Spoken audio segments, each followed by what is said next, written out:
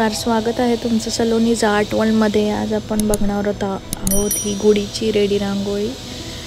ही मागच्या वेळेला मी ज्या दाखवली होती तुम्हाला ती मोठी गुढीची रांगोळी होती। ही आहे A4 साईजमधली गुढीची रांगोळी।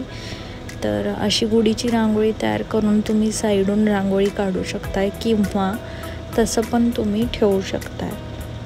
तर चला बघूया ही व्हिडिओ आपण। तर इथं मी OHP शीट घेतलेली आहे A4 साईजची आणि एक ड्रॉइंग करून घेतलेलं आहे गुढीचं। अशा पद्धतीने मी ड्रॉइंग करून घेतला आणि त्याच्यावरती जो आपला मार्कर असतो तो पेन मार्कर यूज केलेला आहे ड्रॉ करण्यासाठी। OHP शीटवर असा ड्रॉ करून घेणार आहे। ड्रॉइंग झाल्यानंतर आपल्याला पुढची प्रोसिजर करायची आहे। एका बाउलमध्ये फॅब्रिक ग्लू घ्यायचा आहे, 50% फॅब्रिक ग्लू घ्यायचा आहे आणि 50% पाणी, दोन्ही व्यवस्थित मिक्स करून घ्यायचं आहे। फॅब्रिक ग्लू मिक्स करून झाल्यानंतर व्यवस्थित मिक्स करायचं आहे। व्यवस्थित मिक्स करून झाल्यानंतर एक एक पार्टला आपल्याला ग्लू लावून घ्यायचं आहे। अशा पद्धतीने व्हिडिओमध्ये जसं दाखवत आहे तशा पद्धतीने ग्लू लावून घ्यायचं आहे।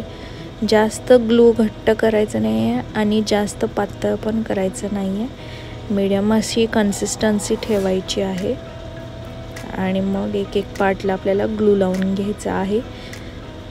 इथे मी आपली रेग्युलर रांगोळी वापरलेली आहे, जे आपण दारात काढतो रोज रांगोळी, तीच रांगोळी तर मी वापरलेली आहे। तर इथं मी ऑकर येलो आणि ब्राऊन कलरची रांगोळी वापरत आहे। तुम्हाला पाहिजे तसं तुम्ही शेडिंग करू शकताय।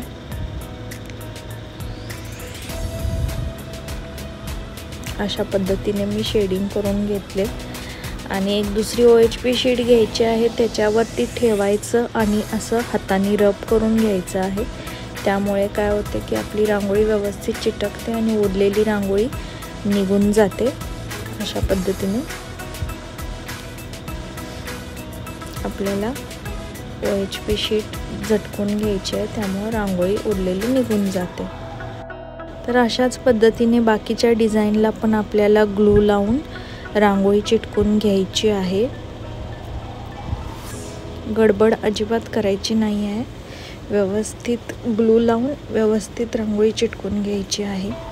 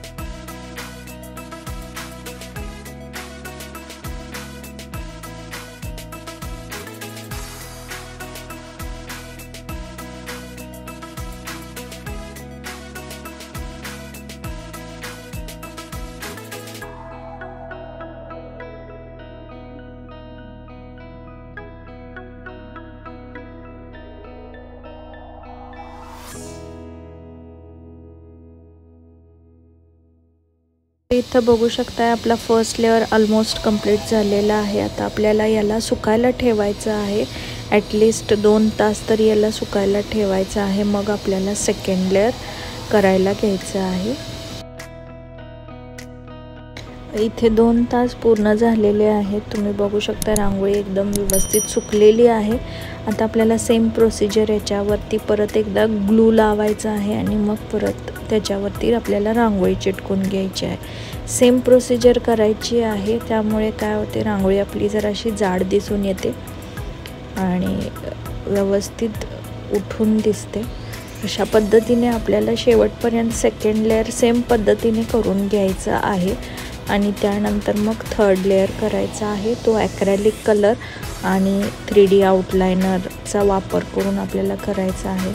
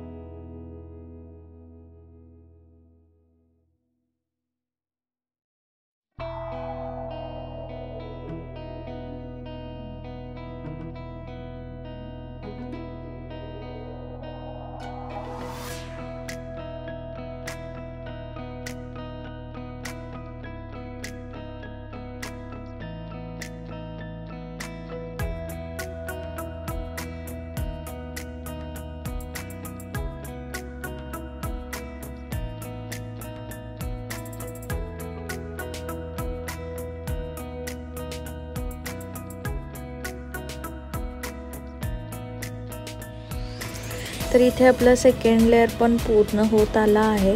आता याला आपल्याला परत एकदा सुकायला ठेवायचं आहे, 2 तास सुकायला ठेवायचं आहे आणि मग त्याच्यावरती आपल्याला थर्ड लेयर चालू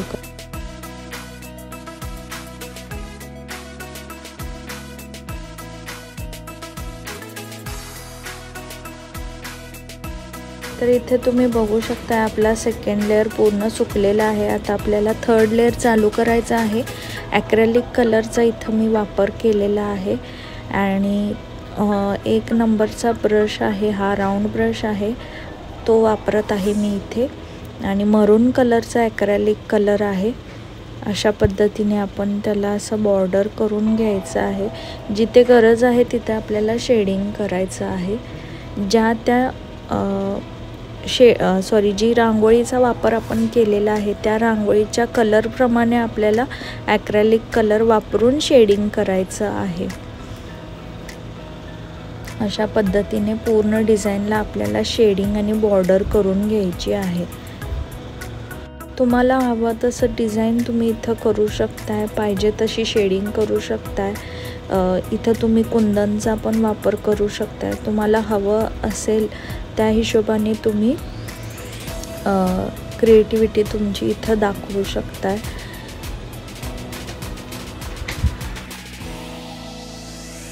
आणखीन थोडं उठावदार दिसण्यासाठी मी इथं 3D आउटलाइनरचा वापर केलेला आहे। व्हाईट कलरचं 3D आउटलाइनर आहे आणि गोल्डन कलरचं 3D आउटलाइनर मी इथं पदराच्या काठांवरची डिझाइन दाखवायला काढलेला आहे। अशा पद्धतीने आपल्याला गुढी सजवून घ्यायची आहे आणि आपला थर्ड लेयर पण इथं पूर्ण झालेला आहे, तुम्ही बघू शकता इथं। तर याला परत आपल्याला सुकायला ठेवायचं आहे। तर तुम्हाला ही माझी व्हिडिओ कशी वाटली प्लीज मला कमेंटमध्ये कळवून नक्की सांगा। आणि अशा पद्धतीने तुम्ही गुढीपाडव्याच्या दिवशी रांगोळी थोडक्यात रांगोळी काढून त्याच्यावरती तुम्ही असं आपली जी पॅच रांगोळी तयार केली होती ती ठेवू शकता। अशा पद्धतीने तयार आहे आपली इथं गुढीची रेडी रांगोळी। तर प्लीज मला नक्की कमेंटमध्ये सांगा आणि नवीन माझ्या चॅनलवर असाल तर सबस्क्राईब करायला विसरू नका। धन्यवाद।